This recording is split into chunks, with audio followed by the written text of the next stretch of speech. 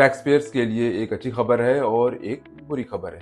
पहले क्या सुनेंगे? पहले सुन लीजिए कि बुरी खबर क्या है, बाद में अच्छी खबर आपको बताता हूँ।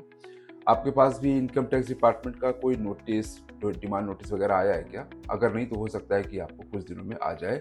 वो ऐसे कि अगर आपने स्पेशल रेट इनकम पर 87E की रिबेट का फ़ायदा उठाया है तो आपको उस पर टैक्स चुकाना होगा। दरअसल हुआ ये है कि कई लोगों ने स्पेशल रेट इनकम पर 87E की छूट का फ़ायदा उठाया है क्योंकि इससे लेकर बड़ी कन्फ्यूजन रहती है। लेकिन सीबीडीटी ने अपने ताज़ा सर्कुलर में ये साफ कर दिया है कि स्पेशल रेट इनकम पर 87A की कोई रिबेट नहीं मिलती है। इस पर जिन लोगों ने भी इसे लिया है उन्हें इस पर बकाया टैक्स को चुकाना होगा। अच्छी खबर क्या है वो अब मैं आपको आगे बताऊंगा, लेकिन मैं बार बार स्पेशल रेट इनकम का जिक्र कर रहा हूँ तो सोच रहा हूँ इसके बारे में जरा आपको बता दूं ये होता क्या है, तो खबर समझने में थोड़ी सी आसानी है। देखिए, हम सभी लोग अपने अपनी इनकम और स्लैब के हिसाब से जो रूटीन टैक्स तो देते ही हैं, लेकिन कुछ स्पेशल कैटेगरीज भी होती हैं जिसे हम शॉर्ट टर्म, जिससे कि शॉर्ट टर्म कैपिटल गेन्स हुआ, लॉन्ग टर्म कैपिटल गेन्स हुआ, एसटीसीजी और एलटीसीजी, इसके अलावा lottery, online gaming, horse race वगैरह। अब चूंकि ज़्यादातर आम टैक्स पेयर्स का इससे ज़्यादा वास्ता नहीं पड़ता है तो हमारे लिए शॉर्ट टर्म और लॉन्ग टर्म कैपिटल गेन ही काम आता है, यही होता है। हालांकि ये नियम अभी का नहीं है, ये चीज़ पहले से ही है, लेकिन जब सीबीडीटी ने ये देखा कि 87 की रिबेट का फ़ायदा लोग ले रहे हैं तो उनकी तरफ से सफाई आई है और साथ ही टैक्स डिमांड भी भेजा गया है।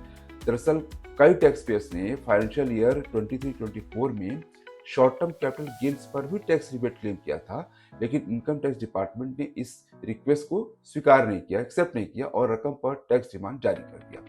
आईटी विभाग ने ऐसे टैक्स पेयर्स को 31 दिसंबर 2025 से पहले टैक्स चुकाने के लिए कहा है।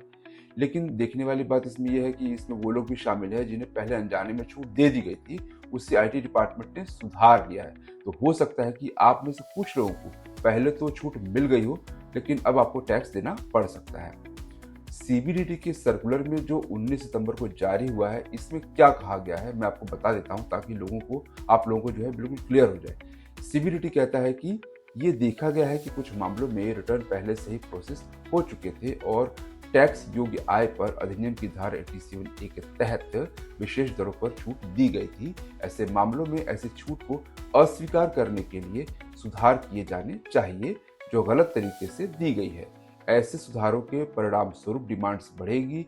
अगर उठाई गई ऐसे डिमांड्स के भुगतान में देरी होती है तो उस पर अधिनियम की धारा 220(2) के तहत ब्याज लगाया जा सकता है।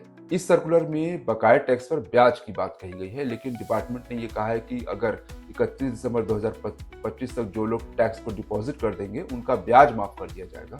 बस यही वो अच्छी खबर है।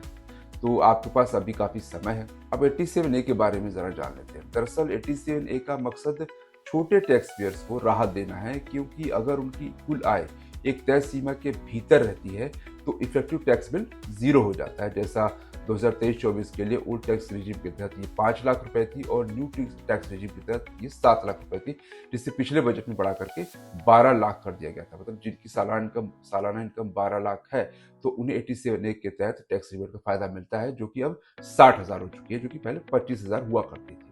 हालांकि कानून में हमेशा कुछ कैटेगरी की इनकम को इससे बाहर रखा गया है, जैसे लिस्टेड शेयरों और इक्विटी म्यूचुअल फंड्स पर शॉर्ट टर्म कैपिटल गेन्स, जिन पर इनकम टैक्स एक्ट के चैप्टर 12 के तहत स्पेशल रेट्स पर टैक्स लगाया जाता है। जैसे शॉर्ट टर्म कैपिटल गेन्स पर अभी 20% है और लॉन्ग टर्म कैपिटल गेन्स पर 12.5% है।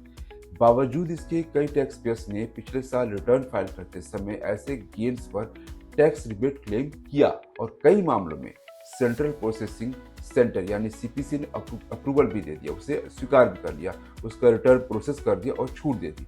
जब इनकम टैक्स डिपार्टमेंट को अपनी इस गलती का पता चला तब जाकर ये सफाई आई है। इसलिए रिबेट को वापस लेने के लिए टैक्स डिमांड को रेस किया जा रहा है जिन्होंने इस रिबेट का फायदा उठाया है।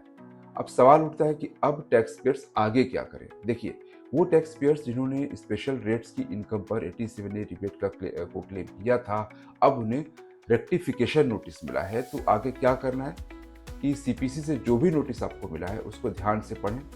अगर टैक्स डिमांड रेज की गई है, यानी आपसे कहा गया है कि भाई आप जितना टैक्स बनता है आपका आप चुका दीजिए, तो पैसों का इंतजाम कर लीजिए, डेडलाइन से पहले आप उसको चुका दीजिए। डेडलाइन याद रखिएगा 31 दिसंबर 2025, ताकि आपका नया साल थोड़ा अच्छा बीते।